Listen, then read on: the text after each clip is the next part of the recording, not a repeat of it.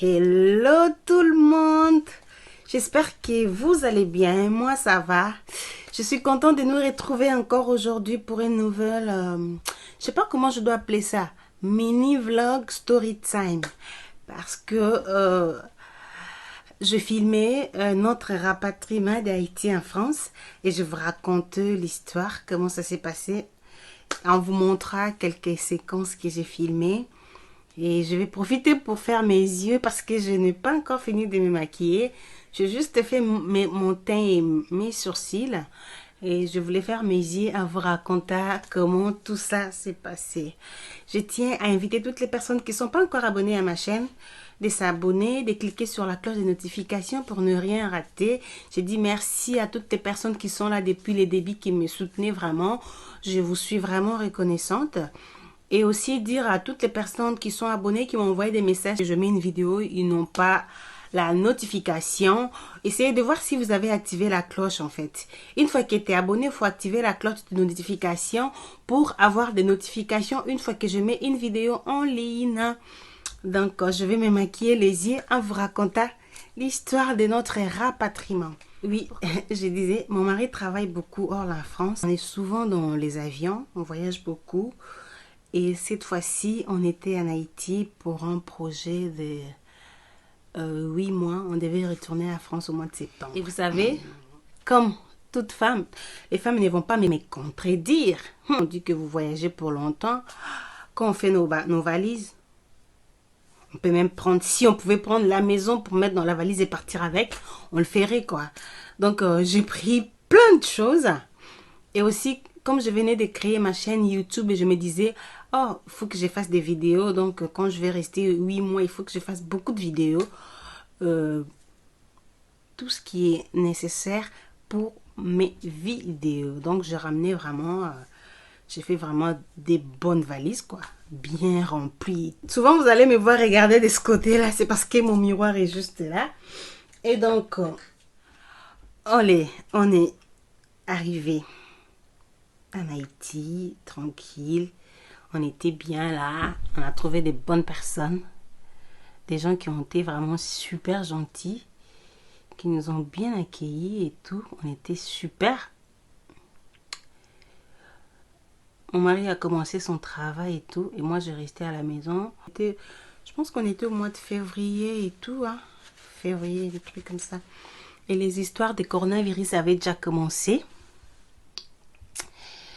Avait déjà commencé à Chine, n'avait pas touché beaucoup de pays et tout. Donc, c'était juste en Chine et dans les pays asiatiques, en fait. Le coronavirus a commencé vraiment à faire beaucoup de dégâts ici en France. Nous, on avait juste peur pour nos proches qui étaient ici. On disait, ah, tout le temps, on était en train de parler avec nos proches pour savoir comment ils vivent ça et tout. Et après, on a eu un peu peur parce qu'on s'est dit, à tous les pays, tout le pays voisin, Saint-Domingue, les États-Unis et tout, ils ont déjà trouvé plusieurs cas. On avait un peu peur de se dire que non, ils vont peut-être trouver des cas ici et tout. Mais après, on a vu que c'était calme, quoi. Il n'y avait rien, il n'y avait pas grand-chose. Tout était calme et tout. Nous, on dit, ah, peut-être qu'ici, on a la chance et que le corona ne va pas venir faire son règne ici et tout. Un bonjour. Mon mari est parti au travail comme il fait tous les jours. Et là, il m'appelle pour me dire, ah bébé, j'ai une bonne et mauvaise nouvelle. Et moi, j'ai dit, pardon, c'est quoi cette histoire de bonne et mauvaise nouvelle? Là, il me dit, est-ce que tu as consulté tes mails ce matin? J'ai dit, non. Il dit, mais va consulter parce que l'ambassade a envoyé les messages à tout le monde. J'ai dit, ok, je vais voir. J'ai dit, mais là, tu me fais peur, là. Quand tu me dis qu'il y a une mauvaise et puis bonne nouvelle, là, tu me fais peur. Puis il dit, non, on va consulter tes mails et puis on va en discuter en retour quand je vais revenir. Ce que je fais, moi, je pars consulter mes mails. Et là, boum, j'ai dit, ah d'accord, je vais regarder mes mails pour voir la surprise, la mauvaise et la bonne. Et là, je tombe sur mon mail, qu'est-ce que je vois? Les ministères de l'Europe et des Affaires étrangères, avec l'appui de l'Union européenne, met en place une destination de Paris-Charles de Gaulle, un vol qui décollera de l'aéroport de Port-au-Prince-Toussaint. L'ouverture, c'est jeudi 26 mars à 16 h. J'ai dit, c'est jeudi. On reçoit les mails, on était mardi. Et puis on dit, mardi, donc après-demain, on doit partir, c'est ça? Donc si j'ai bien compris, donc le message dit que non, après-demain, on doit partir. Et c'est pas fini. Ça m'a pas choqué. J'ai dit, ah, après-demain, on va partir. C'est un peu trop tôt, mais on verra ça. Mais non, moi, ce qui m'a choqué, ce qui a fait que je pète un plomb et tout, il est permis d'emporter un seul bagage de soute d'un poids maximal de 15 kg et un bagage de cabine de 5 kg. J'ai dit, quoi? C'est une blague? Je rêve n'importe quoi. Déjà, la valise pèse 4 kg. Moi, comment je vais faire avec tout ce que j'ai ramené ici? Comment je fais pour le ramener? Non, mais je... Du coup, j'ai dit, j'appelle mon mari pour dire, évidemment que c'est une mauvaise nouvelle. J'attends que tu viennes à la maison pour qu'on discute parce que là, je suis en train de bouillonner. Il y a mon sang qui bouillonne et tout et tout. J'ai dit, c'est une blague, c'est une blague, c'est une blague. La nouvelle est tombée et moi, je me disais, toute la journée a été gâchée. Je me dis, qu'est-ce que je vais faire? Qu'est-ce que je vais faire? Et mon mari est arrivé à la maison le soir. Et on a commencé à discuter sur tout ça. J'avais envie de péter un plomb et je ne savais pas à qui péter un plomb en fait. J'ai dit, je peux péter un plomb que sur mon mari. Du coup, j'ai pété un plomb. J'ai dit, non, non, non, c'est pas possible. On peut pas. 15 kilos. Je n'ai jamais voyagé avec 15 kilos, moi. 15 kilos, c'est ce que j'ai souvent dans le bagage en main. En fait, j'ai 12 kilos. Et là, je peux déjà... Il faut que je me calme. Et là, j'ai dit, non, non, non, il faut qu'on réfléchisse vraiment. On ne peut pas prendre des décisions à la hâte et tout. On a toutes nos affaires ici, toutes des choses qu'on tient, toutes des choses importantes et tout et tout. On ne peut pas faire ça, c'est pas possible et tout et tout et tout. Je pleurais. J'ai dit, c'est pas possible. Dites-moi que je rêve. Je déteste le coronavirus et tout et tout, tout, tout, tout était... Oh, mon Dieu. C'était horrible. Je vous dis pas, hein, c'était horrible. Et là, tellement j'étais... Mon mari a vu que ça m'a vraiment touchée et puis il m'a dit, je te laisse la décision. Ce que tu vas décider, c'est ce qu'on va faire. Si tu veux pas qu'on parte, on va pas partir. Et là, je décide que non, il faut qu'on prenne les vols pour partir. C'est dit, c'est vrai qu'il y a beaucoup de nos affaires qui vont rester, mais on a beaucoup de nos proches qui sont en France. Il faut vraiment qu'on retourne, même si s'il y a un problème, on devait les surmonter ou les passer ensemble. Donc on a décidé de partir.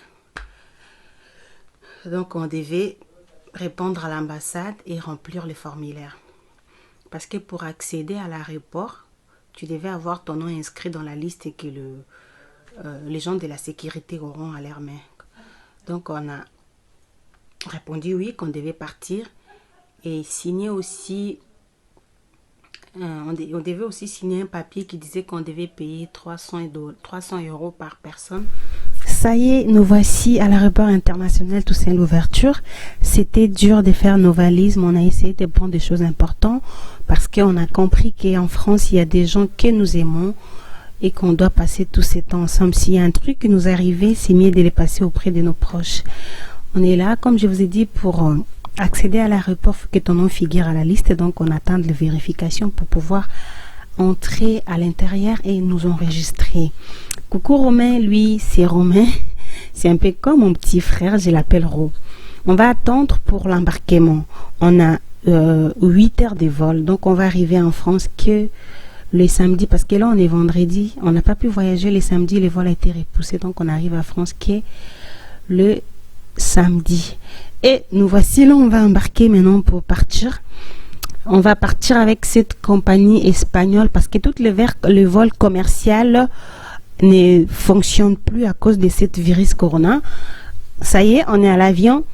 On a 2 heures de retard. On devait décoller depuis, mais on est resté à l'intérieur. Il n'y a pas eu de décollage. Donc, on a attendu, mais on est là pour 8 heures de vol. Donc, on arrive qui demain, samedi, à l'aéroport international Charles de Gaulle. Ça y est, il est 3h36 du matin, les samedis. Et nous voici arrivés. L'avion a atterri et donc on s'apprête pour descendre. Nous sommes à l'aéroport international Charles de Gaulle de Paris. Donc on va descendre pour continuer notre voyage. Ça y est, là on descend. On va descendre pour prendre le bus. Le bus que vous voyez, c'est des bus qui viennent chercher des voyageurs dans les aéroports. Là, c'est l'aéroport international Charles de Gaulle de Paris. Donc on va descendre, dire merci, on est bien arrivé. Qu'est-ce qu'on doit tirer comme leçon dans cette histoire? Comme on dit, l'homme propose, Dieu dispose. On a tous des projets, mais c'est le projet qui Dieu a prévu pour nous. C'est ça qui va nous arriver. Et aussi, profitez de vos familles. Il y a que les familles qui sont importantes. Des gens qui vous aiment vraiment. Vous devez vous profiter d'eux pour ne rien regretter. Et nous, on est rentrés pour profiter de nos proches et passer du temps ensemble parce que c'était la chose la plus importante pour nous. Donc, ça y est. Pour des personnes qui connaissent l'aéroport Charles de Gaulle, vous savez que c'est toujours rempli de personnes. Et là, c'est horrible. Il n'y a personne. Vous voyez comme moi, c'est vide. Il n'y avait que nous. Même le nombre des travailleurs et tout est réduit. Il n'y a personne. Il n'y avait que nous. Il n'y a pas de vol commercial. Rien du tout. Vraiment, c'était vraiment horrible. Ça m'a fait un gros choc de voir ce que c'est Corona en train de faire vraiment au monde. Je manque de mots, c'est dur. Donc, on est fatigué. Depuis hier, on voyage. On est fatigué. Là, on s'apprête pour partir. Pour rentrer à la maison. Nous, on n'est pas sur Paris, donc on avait loué une chambre à l'hôtel Ibis. On est à l'hôtel Ibis. Je vous dis au revoir et à très bientôt pour une nouvelle vidéo. Mon Dieu, ça y est, là, on vient d'arriver à l'hôtel Ibis. Donc, on va se reposer et puis continuer le voyage pour rentrer maintenant à la maison comme on ne vit pas sur Paris. Donc là, vous voyez, il est 5h25 et on est arrivé à l'hôtel, on se repose et on continue le voyage pour la maison. On est fatigué. J'espère que ma vidéo vous plaira. Je vous dis au revoir et à très bientôt pour une nouvelle vidéo. Mon Dieu, je suis fatiguée. Cette coronavirus vraiment en train de tout bouleverser à son passage. Il y aura aussi un après corona et on va jamais cesser de parler de cette maudite corona. Au revoir. Je vais dire quoi? J'espère que ma story time, ma vidéo vous a plu. Si c'est le cas, mettez-moi une pouce à l'air. À toutes les personnes qui me regardaient vraiment. Pour toutes les personnes qui me regardaient. Je comprends pas, vous êtes radins, même pour mettre un like, c'est tout un problème. C'est gratuit, mais vous n'arrivez pas à mettre un like, ni commenter. Pour des personnes qui ne sont pas encore abonnées, je vous invite à vous abonner et à cliquer sur la cloche des notifications pour ne rien rater. Je vous dis au revoir et à très vite pour une nouvelle vidéo.